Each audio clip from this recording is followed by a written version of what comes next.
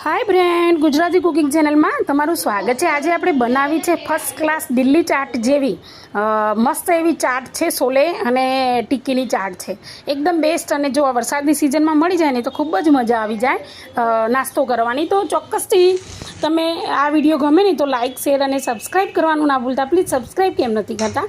તો આપણે બનાવવાની શરૂઆત કરીએ। તો ચણાને અહીંયા પલાળ્યા હતા અને એમાં મીઠું અને હળદર નાખી અને 4 સીટી મારી લીધી છે। અને ત્યાર પછી એને ચણાને વઘારવા માટે મેં ટામેટાની ગ્રેવી બનાવી લીધી હતી। ડુંગળી અને ટામેટાની અંદર દહીં એડ કર્યું અને એની અંદર બેઝિક મસાલા એડ કરી અને પછી આપણે ચણા એડ કરી દેવાના છે અને એ રીતે વઘારી દેવાના છે। બીજું વધારે કંઈ નહીં। અને થોડું પાણી રેડી અને એને થવા દઈશું, જેથી કરીને ગ્રેવી બધી ચડી જશે અને મસ્ત ગ્રેવીવાળા ચણા બની જશે। અને એની અંદર કોથમીર એડ કરવાની અને જે ગરમ મસાલો આવે છે એ એડ કરીશું અને ત્યાર પછી એને ધીમા તાપે થવા દઈશું। અને ત્યાર પછી અહીંયા મેં છે ને 3-4 બટેકા બોઇલ કરીને રાખેલા હતા।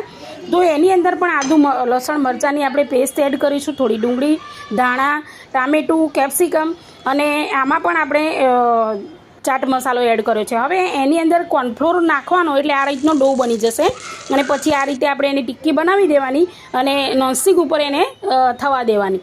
ટિક્કી થઈ જાય ને એટલે એક ડીશની અંદર આપણે જે સોલે ચણા ગ્રેવીવાળા બનાવે છે એ કાઢીશું અને ત્યાર પછી એની ઉપર ટિક્કી મૂકવાની છે અને આદુ લસણ મરચાંની જે ચટણી બનાવી હતી મેં ગ્રીન કલરની એ એડ કરી છે। લાંબો વિડીયો છે, તમે જોઈ શકો છો આપણી ચેનલ ઉપર।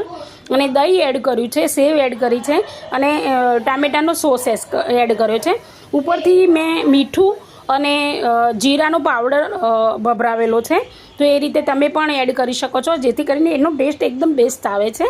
તો મારી રેસીપી કેવી લાગી ચોક્કસથી સબસ્ક્રાઈબ કરજો ને મને કોમેન્ટમાં જણાવજો। ફરીથી મળીશું।